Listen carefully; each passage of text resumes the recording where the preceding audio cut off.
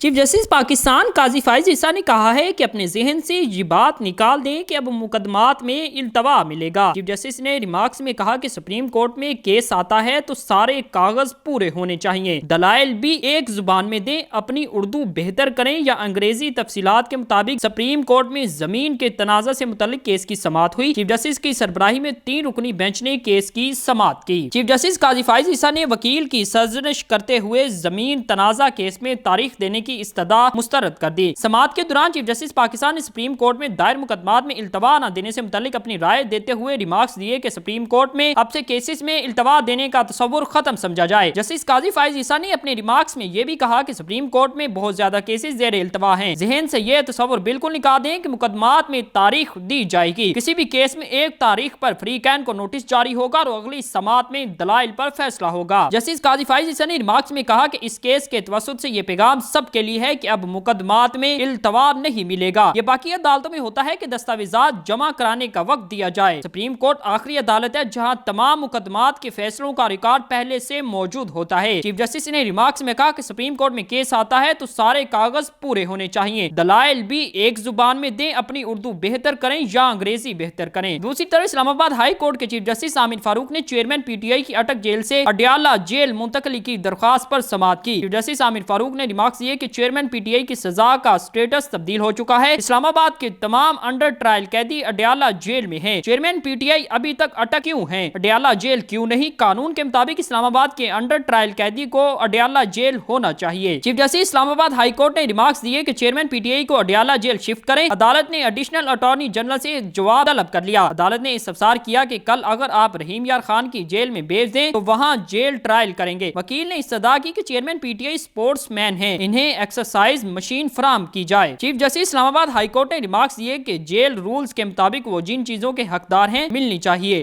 حق تلفی نہ ہو۔ شیر افضل مروت نے چیئرمین پی ٹی آئی عمران خان کی اٹک جیل سے اڈیالہ جیل منتقل کرنے کا تحریری حکم نامہ جاری کرنے کی استدعا کر دی۔ چیف جسٹس عامر فاروق نے ریمارکس دیے کہ کوشش ہوگی اڈیالہ جیل منتقلی کا آج ہی تحریری حکم نامہ جاری کر دیں۔